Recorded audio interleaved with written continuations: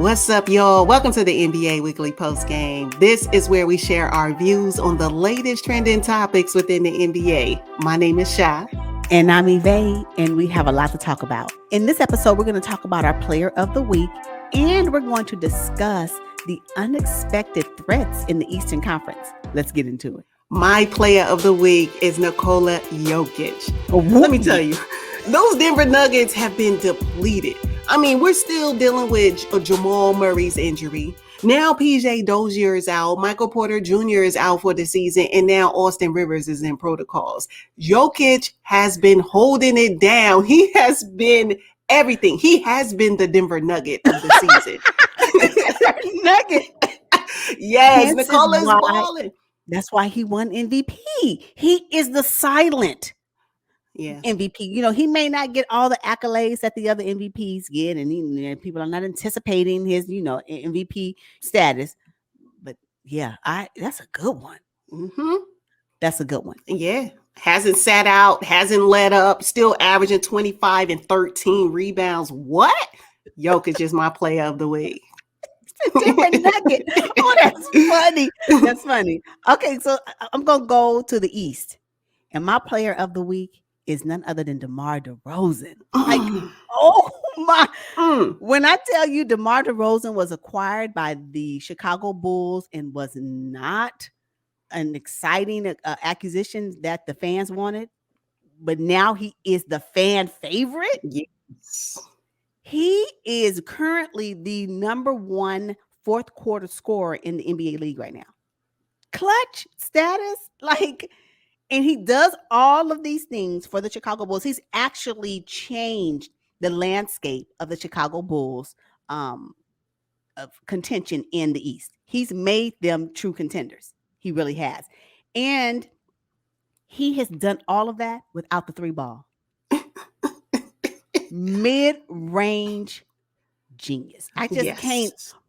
You call it old school basketball, call it whatever you want. But if you're watching DeMar DeRozan twist, turn, spin, dip, and get to the basket, he needs to put on the clinic. I'm just saying, DeMar DeRozan is phenomenal right now with the Chicago Bulls.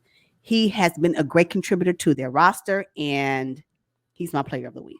Yeah, I couldn't agree with you more. You know, the fact that he's able to do it alongside Zach LaVine, Vooch, and Lonzo, Caruso, all those guys who also are playing well, and he's still able to stand out. I mean, DeMar is doing his thing. Yes. Go, DeMar. You know, the Eastern Conference has not always been the most competitive in the NBA, but I'm telling you, this year, the landscape has completely shifted. There are some quiet threats in the Eastern Conference, and I'm impressed. I mean, who's your sleeper right now? The Cleveland Cavaliers. Yeah. Where did they come from? I can tell you right now, I know I didn't anticipate them being in the top 6 at all this season, at all. And I know I'm not by myself. Let's just be honest about it, people. Nobody was, unless you lived in Cleveland, nobody was checking for the Cleveland Cavaliers this 21-22 season. Let's be honest. But right now, with Evan Mobley and Jared Allen, block parties. They throwing block parties every time they get on the court. It's just they playing these teams, and the block party has commenced. I'm like, you can't tell me 14 blocks, and 9 of them came from just those 2 players. It's impressive. It's unbelievable. Now, Evan Mobley is a rookie doing work like this. He can only get better. That's what makes it so exciting to see. And now, Jared Allen, let's think about him for a second. He came from the Brooklyn Nets. I don't know if he wasn't happy over there with his role, but I'm telling you, he's shining now for the Cleveland Cavaliers. Have them in the top 6 of the Eastern Conference. They are also one of my sleepers, a team that I didn't even see coming, and you're not alone. I'm with you on that. I see the Cleveland Cavaliers being this good, and especially here recently without Colin Sexton. Especially without him. You know what? I was a little disappointed when the Brooklyn Nets traded Jared Allen to the Cleveland Cavaliers, because at the time I said, oh my gosh, they traded him to his demise. The Cleveland Cavaliers at the time But I think that this Cleveland Cavaliers team and the fact that he's almost becoming one of their number one options. That's how efficient, how effective he is. Jared Allen has been an amazing roster a contributor to the Cleveland Cavaliers. And so although initially I was like, oh, why y'all, Brooklyn Nets, why y'all do that to Jared Allen? He's really good. I'm glad they did, because now he's over there being able to shine and to be able to lift a team that was very bad. Ooh. In 2019, I'm going to say they were like number 15. Yeah, they weren't very good at all. Horrible. And in 2020, weren't any better. And now here we are, 2021-22 season, and they are just like, yeah. I can tell you right now, these other teams in the East that thought y'all was going to have a slot, the Cleveland Cavaliers currently got your position. They just do. And they keep playing like they're playing. They're going to keep it. Ooh, okay. So now coming into the season, which teams did you automatically have 1 through 6 without a doubt? Didn't even think about it. Like, who did you have? So let me count the ways. I had the Brooklyn Nets. I had the Milwaukee Bucks, the Heat, Boston Celtics, Sixers, and I fluctuated between Atlanta and the Knicks for one of the 6 spots. That's who I had coming in. What about you? I had the Brooklyn Nets being the heavy favorite. I knew the Wizards were going to be really good. I had the Atlanta Hawks. I knew the Milwaukee Bucks would kind of struggle early in the season because, when you win a championship, it's kind of hard to get up for the beginning games again. And I had the Boston Celtics. I thought Jason, Jalen, and Marcus would be on a tear with a brand new coach. That hasn't really come to fruition. So I'm really surprised that the Boston Celtics right now are not top 1 through 6. I'm surprised too. So yeah, I'm surprised. And the reason why is because the Chicago Bulls and the Washington Wizards has taken their spot. And the Cleveland Cavaliers came in and dominated the East right now. I'm just unexpected threat. Although I was hopeful coming into the season that the Bulls can maybe make a play-in position, I did not anticipate the Bulls would be 1 through 6. And I'm talking about a solid 1 through 6. Like right now, they're number 2 as we speak. Mm-hmm. So, and if you look at the rankings in the East, especially 1 through 10, the difference between the games in these teams is maybe 3 games? Yeah. So you lose 1 or 2 games, you can beat number 11 in the East like that. Yeah. So it's really tight.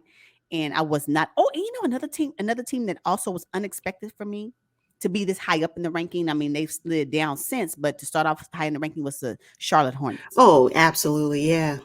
Big shock. I didn't anticipate it. And unfortunately, if they weren't suffering from 4 of their players, 3 of their starters being under health and safety protocols, hopefully they can come back to the starting lineup. They may still maintain at least. I can see them inching up back into the 1 through 6 slot. Just because the way the games are being played, the back-to-backs are killing teams right now. The second game, they can't seem to get their legs together, which I understand. So the fluctuating in ranking is happening so frequently. We're saying right now the Bulls are number 2. They can potentially be number 6 by the time you listen to this video or listen to this podcast or watch this video. So anything can change, right? So yeah, it's amazing. But the sleeper teams for me, yeah. For sure. Definitely. Now, let's talk about the Philadelphia 76ers. Joel Embiid has finally returned.